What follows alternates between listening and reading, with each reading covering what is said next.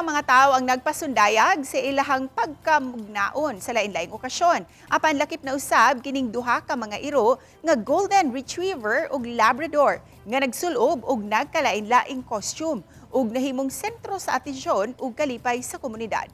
Ano ang report ni Orchids Lapinkaw? Makita sa video ang kini mga dugos nga nagsulob og costume depende sa okasyon. Sila mao si Peanut ug si Butter. Ang matag sinina nagpakita sa kahingpitan sa detalye og sa gugma sa ilang mga tag-iya sa ilang mga alaga. Is to have for people to know nga sila si Peanut ug si Butter.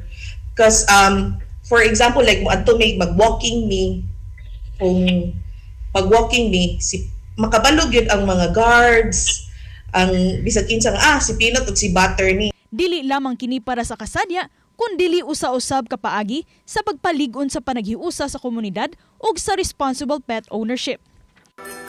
Daghang Sugboanon ug mga turista ang mihunong aron magkuha og litrato ug video. Apan mas ni samot ang cuteness overload sa duha dihang nagsulot og sinulog costume. We consider them as parts sa among family.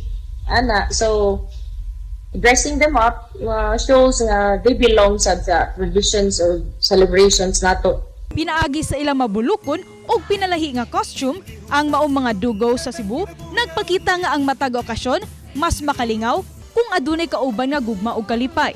Bisan pa sa ilang ka-cute, di gyud kalikayan nga aduna gyud mga dog haters, hinungdan nga adunay tambag kanila ang ilang fur parent. For dog haters, I think it's more of giving each other a chance. I think it's more of inclusivity.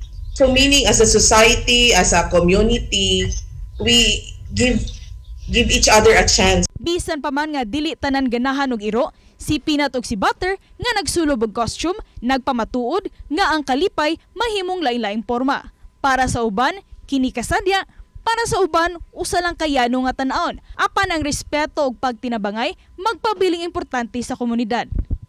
Ako si Orchids Lapinkaw, Balitang Bisdak.